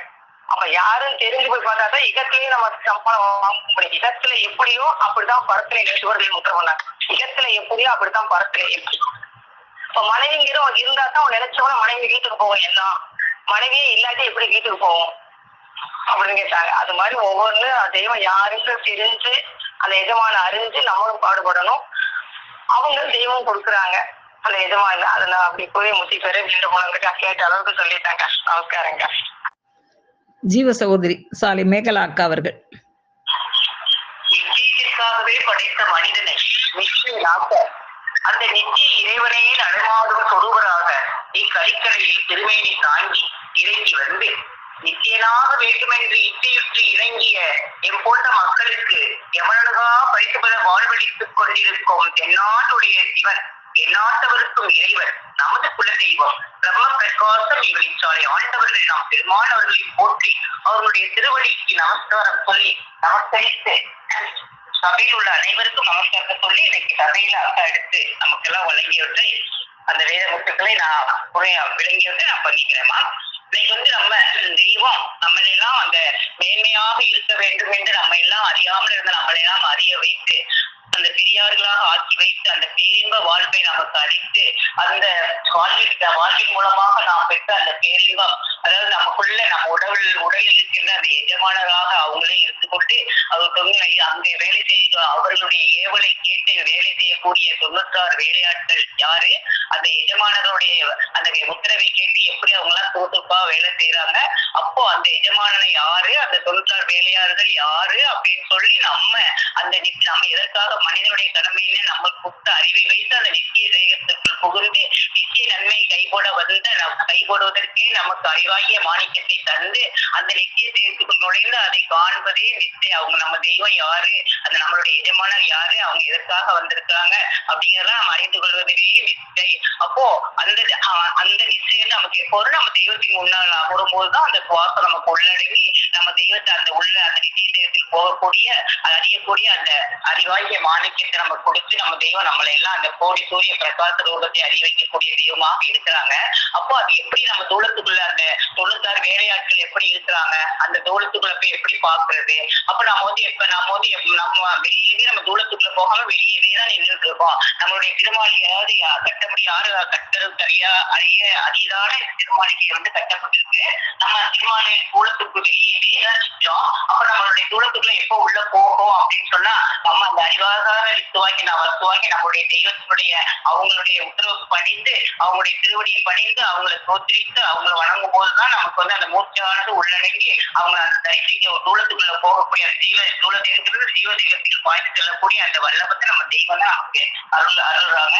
அப்படி அந்த உள்ள போய் அந்த வேலையாட்கள் என்னென்ன வேலை செய்யறாங்க, அப்ப அந்த வேலையாட்களை அந்த இயற்கைக்கு அந்த வேலையாள் யாரு அப்படிங்கிறதை நம்ம தெய்வம் தான் நம்மளுக்கு தெரிய வைக்கிறாங்க. அப்போ இந்த மனிதனுடைய தாய் அந்த எஜமானர் அப்ப நம்ம அந்த திருமாளிகை கட்டக்கூடிய அனைத்து சாமான்களும் அந்த அங்கப்புலங்கள் எல்லா சாமான்களும் நம்ம தாயின் கருவறையில தான் இருக்குது. ஆனா அவை எல்லாம் செயல் இல்லாம இருக்கு. அப்போ அது எப்ப செயல் வருதுன்னா நம்ம தகப்படத்திலிருந்து அந்த ஜீவனுக்கு பாயும் போது அங்க பாய்ச்சவுடன் அந்த எஜமானர் அங்க உள்ள இருக்கக்கூடிய அந்த எஜமானர் அந்த அறிவு அந்த ஜீவனிட்டு அந்த எஜமானர் அவங்க எல்லாவற்றையும் திட்டமிட்டு ஏறி வீட்ட எல்லாம் அதைய ஒற்றிலோடு இந்த மனித குலமாகி யாரும் கட்ட முடியாத திருமாளிகையை வெகு வேகமாக கட்டி முடிக்கிறது. அப்ப அந்த ஜீவனுக்கு தான் நமக்கு எஜமானாக உள்ள 96 வேலையாட்களையும் அந்த கருவறையில் இருக்கிற சகல ஜாமான்களும் சகல கருவிகளையும் கொண்டு அந்த செயல்களாக உரைக்கிற அனைத்தையும் எடுத்து ஆளுக்கு ஒரு ஆளாக கோடிக்கணக்கான பேர் மகா குருத்துருப்போடு சேர்த்து அருமையான கட்டிடத்தை கட்டி முடிக்கிறாங்க. அப்படி இப்படி அந்த மாதிரி நம்மள அந்த வருமானமாதான் இவ்வளவு வேகமாக இந்த எஜமானாக நமக்கு தாயினுடைய கருவையில இவ்வளவு வேலையும் பார்த்து அந்த தீர்மானியை கட்டப்படுகிறது. அப்போ இந்த காரண காரியங்களுக்கு நம்ம தெய்வம் நம்மளுக்கு அறிவிக்காத நம்மளுக்கு அவங்க நம்மளுக்கு எடுக்கிற வேலைகள் மூலமா அருளாவது அவங்களுக்கு அதெல்லாம் எடுத்துக்காட்டு இந்த உலகத்துல யாராலையும் சொல்ல முடியாது. அப்போ அந்த தெய்வம் அந்த எஜமானராக நம்ம தெய்வம் தான் இருக்கிறாங்க. அவங்க ஏவக்கூடிய அந்த வேலையாட்களாக அங்கப்புலங்கள்லாம் இருக்குது. அப்போ அந்த இதெல்லாம் நம்ம தெரிஞ்சுக்கணும் அப்படின்னு சொன்னா நம்மளுடைய நிலையிலிருந்து நம்ம தெய்வமா தான் இருக்கிறாங்க. ஆனா நம்ம அறியாதனத்தினால சுவாசம், அதாவது அறுசுவை ஒலிப்பிடமே நம்ம தெரியாதவங்களா தான் இருக்கோம். அப்ப அந்த சுவாசம் போடக்கூடிய அந்த சுவாசத்தை பற்றி தெரியக்கூடியவங்க யாராக இருப்பாங்கன்னா அந்த ஓடிய ஓட்டத்தை நிர்ணயிப்பவர்கள் தான் அது தெரியும். அது தெரியாம நம்ம செயற்கை முறையில அந்த பிராணவாயு ஏற்றதை பத்தி அக்கா எடுத்து சொன்னாங்க. அப்ப அந்த பிராண ஒரு தாவத்துக்கு எப்ப தண்ணி ஊற்றணும் அப்படின்னு நமக்கு தெரியுமா? அதெல்லாம் தெரியாது. அப்போ அதை பார்க்கணும்னா நம்ம தெய்வம் அறிவிக்கணும். அப்ப நம்ம அவங்க தெய்வத்தினுடைய அவங்களுடைய உத்தரவு இணங்கி நடக்கும் போதுதான் அந்த எப்படி ஒரு மரத்தில் உள்ள பெரிய மரத்தினுடைய அவ்வளவு கிளை பாதி எல்லாம் ஒரு வித்துல இருக்குதோ அதை எப்படி நுழைச்சு பாக்குறோமோ அதே போல நம்ம தெய்வம் அவங்களுடைய வல்லப்பையினால நமக்கு அந்த உள்ள போய் செலுத்து பார்க்கக்கூடிய அந்த வல்லப்பை பெட்டும் போதுதான் நமக்கு அதெல்லாம் தெரிய வரும். அப்போ அந்த சுவாசம் ஒழுங்காக ஓடணும்னா அந்த மாமிசத்தின் உஷ்ணம் ஒரு பங்கு, அதோட 2 பங்கு ரத்தம் இருக்கணும், அதோட 2 பங்கு நரம்பு. இதையெல்லாம் சரியாக இருந்தாதான் சுவாசம் ஒரே மாதிரி ஓடும். அப்படி இருக்கும்போது அதை விட்டு விட்டு அந்த சுவாசம் இல்லாதவங்களுக்கு அது இயற்கை முறையில நம்ம பிராணவாயு செலுத்துறது அப்படிங்கிறது பட்டை மரத்திற்கு தண்ணி ஊற்றுறது போல இருக்கும். அப்போ அது தெரியாம நம்ம செய்யற அறிவற்ற செயலாக இருக்கிறது. அப்ப நம்ம அவங்க அதையெல்லாம் தெரிந்து நமக்கு அறிவிக்கக்கூடிய அறிவு நமக்குள்ளேயே இருக்கிறாங்க. எப்படி சந்திர சூரியன் அனைத்து அந்த ஆகாயத்தில் அனைத்து தத்துவங்களையும் இந்த ஆகாயம் தாங்குவது போல நமக்குள்ள இருக்கின்ற அந்த தேவாகிய பிரம்மம் அந்த எசன்ஸ் சுருட்டி மடக்கி நமக்குள்ள வச்சிருக்கிற அந்த அறிவு ஆசானாக நமக்கு அறிவு அந்த அறிவு வஸ்துவாக நமக்குள்ளேயே இருக்கிறாங்க. அப்போ அந்த அவங்க நமக்கு கடத்துக்குள்ளே இருக்கிறனாலதான் அவங்க கடவுள். அவங்க அந்த அறிவுக்கு எங்க இருக்கிறாங்க அப்படின்னா அந்த அறிவு அந்த பொருள் நமக்குள்ளேயே தான் இருக்குது. அந்த வல்லபத்தை, அதாவது வெளியிலயும் தூரத்திலயும் நிறைய வல்லபங்கள்லாம் நடக்குது. மண்ணில் உள்ள வல்லபங்கள் எல்லாம் நமக்கு எவ்வளவு வல்லபத்தெல்லாம் எடுத்து கொடுக்கக்கூடிய அவ்வாறு செய்யக்கூடிய ஒரு வல்லபம் யார் கையில இருக்கணும்னா அந்த அதிசய வல்லப பொருள்களை ஒருவர் தமது திட்டம் கொண்டு அறிவு கொண்டுதானே உண்டாயிருக்க வேண்டும். அப்ப அந்த அறிவு அதை உண்டு கொள்ளக்கூடிய அறிவாகார வஸ்து அது எங்கே இருக்கிறது? அது கடத்தில் உள்ளதுதானே கடவுள் அப்படின்னு அந்த கடவுள் தான் நமக்குள்ள இருக்கிற அந்த அறிவாகிய வஸ்து தான் கடவுள். அப்ப அவங்க நமக்குள்ளதான் இருக்கிறாங்க, அந்த எஜமானம் நமக்குள்ளதான் இருக்கிறாங்க. அப்ப உலகத்துல சர்வ படைப்புகளையும் வாழ்விக்கின்ற கடற்பொருள்களாகிய சூரிய சந்திரனை கொண்டு பண்ணியதும் அவங்கதான். அப்படி இப்படிப்பட்ட கோடியான சிருஷ்டி பொருள்களை ஆக்கவோ ரட்சிக்கவோ அல்லது அழிக்கவோ வல்லவமுடைய அந்த பிச்சை தன் கையகத்தில் வைத்திருக்கும் வஸ்துவே கடவுள். அவங்க நம்மளுக்குள்ளதான் அறிவாகர ரூபராக நமக்குள்ள கடவுளாக இருக்கிறாங்க. உன்னுள் ஒரு தலைமுறை காலம் உன்னுள் நான் குடியேறி இருக்கின்றேன், உன்னுள் இருக்கும் என்னை நீ பார்க்க மாட்டாயா? அப்படி பார்க்காவிட்டால் நீ விழித்துடனாகவே இருப்பா என்று அந்த வேதத்தின் மூலமாக நமக்கு எடுத்து அருள் இருக்கிறாங்க. அப்ப நமக்குள்ள இருக்கிறதா அந்த அறிவஸ்தாகிய கடவுள். அப்ப அந்த அறிவாகத்தை கொண்டுதான் மனிதன் எவ்வளவோ வேலைகளை செய்யறான். அந்த தனக்குள்ள இருக்கிற அந்த அறிவை வைத்துதான் மனிதன் வேலைகள். அப்ப அந்த அறிவு எதற்காக கொடுக்கப்பட்டதுன்னா அந்த நித்திய நன்மையை அடைவதற்காக, அந்த நித்திய வாழ்வை அடைவதற்காக கொடுக்கப்பட்ட அந்த அறிவு இந்த அழிந்து போகிற அனித்திய பொருளை செய்வதிலேயே அவன் வேண்டாக்கி கடைசி அந்த எவன் கையில் சிக்க வேண்டியதாக போகுது. அப்போ அந்த அறிவு எதற்காக கொடுக்கப்பட்டதா இந்த கருவிகளை அடையக்கூடிய கருவிகளை இந்த உலகத்துல துன்பத்தையும் தீரத்தையும் தரக்கூடிய கருவிகளை செய்வதற்காக அந்த அறிவு தரப்படவில்லை. அப்ப எதற்காக தரப்பட்டது? அந்த நித்தியத்தை பெறுவதற்காகவே தரப்பட்டது. அப்ப அந்த நித்தியத்தை அழைக்கின்ற அந்த தேகத்துக்குள் புகுந்து அதன் பூரண வல்லபத்தை பெறுவதே ஞானம். அப்படி தன் முயற்சி கொண்டு அந்த வல்லபத்தை பெற முடியாவிட்டாலும் அதை பெற்றுள்ள ஒருவரை தேடி அடைந்து அவர்களின் பால் அவங்களுடைய இயக்கத்திற்கு ஆட்பட்டு அவங்களுடைய அறிவுக்கு அவங்களுடைய உத்தரவுக்கு உட்பட்டு நடந்தாலே அந்த வல்லபம் கிடைக்கும். அப்ப அந்த வல்லபத்தை பெறணும் அப்படின்னா உடல் பொருள் ஆவி மூன்றையும் தத்தன் செய்து ஐம்புலனை அடக்கி வெற்றி வசத்தில் ஆக்கி ஐம்பொறியை அறிவுருவமாகிய தன் ஆசான் பால் ஒடுக்கிய பின்தான் நித்திய தேகமாகிய அறிவு தேகத்துக்குள் புகுந்து அதன் சர்வங்கிய ஆட்சியை ஒருவர் கை போட முடியும். அப்ப அப்படிப்பட்ட ஞானத்தை அந்த உடல் பொருள் ஆவி இவற்றை தத்தன் செய்து கொடுக்கக்கூடிய அந்த ஞானத்தை நம்ம தெய்வம் மிகவும் எளிதாக நமக்கு வழங்கி வராங்க. அதெல்லாம் நம்மளால செய்ய முடியாது அப்படின்னு சொல்லி அந்த தெய்வ ரட்சிப்பு பரிசு நமக்கு மிகவும் எளிதாக நம்ம தெய்வம் அவங்க அருளி கொண்டே இருக்கிறாங்க.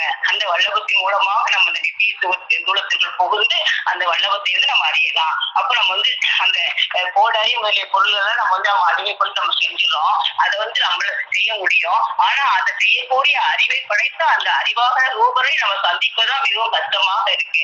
அப்போ அதை எப்படி நம்ம தெரிஞ்சுக்கலாம்? அந்த அறிவஸ்துவை நம்ம எப்படி அறிந்து கொள்ளலாம்? அறிவை கொண்டு அறிவதனை கண்டு அறியணும் அப்படின்னு சொல்லி இருக்காங்க, தெய்வம் அருள் இருக்கிறாங்க. அது போல அந்த அறிவை அறிகின்ற அறிவே அறிவென்ற அறிவாய் அப்படின்னு நம்மளுக்கு அறிவை படத்திலே எடுத்து அருள் இருக்காங்க. அப்ப அந்த அறிவே ரூபம் எடுத்து வந்துள்ள ஒரு தெய்வாசனை தேடி அவர்களை அது யதார்த்த உள்ளத்தோடு பற்றி கொள்ள வேண்டும்.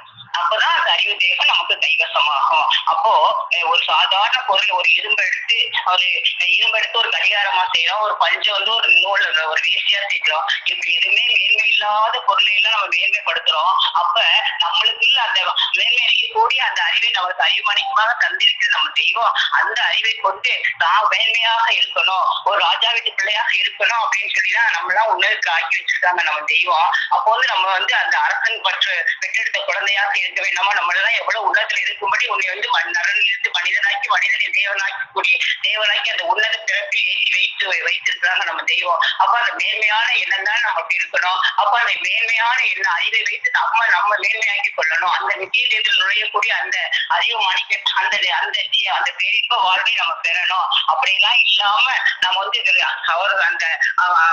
அந்த வாழ்க்கையை கை போடாம இந்த நரக வாழ்க்கையின் அனித்திய பொருள்களையே நம்ம அதன் மீதே ஆசை கொண்டு அதையே சம்பாதித்து அந்த எவன் கையில் போய் சிக்கி அந்த நம்ம மீளாத அந்த கற்பாந்த கோடி நரகத்தை போகிறோம் அப்படின்னு சொல்லி அதுல போகக்கூடாது அப்படின்னு சொல்லி நம்ம கருணை வள்ளலாகிய காருமே தெய்வமாகிய நம்ம கடவுள் நமக்கு தினமும் அவங்களுடைய அருள் வர்ஷிப்பை நம்ம சதா வர்ஷித்துக் கொண்டே இருந்து அதில் போய் சிக்காம நம்மளா மேன்மை அடையணும் அப்படின்னு சொல்லிதான் நம்மளுக்கு எல்லாம் அந்த அரிய பொக்கிஷங்களை அந்த அறிவு மாணிக்கத்தை நமக்குள்ள வைத்து படைச்சிருக்காங்க.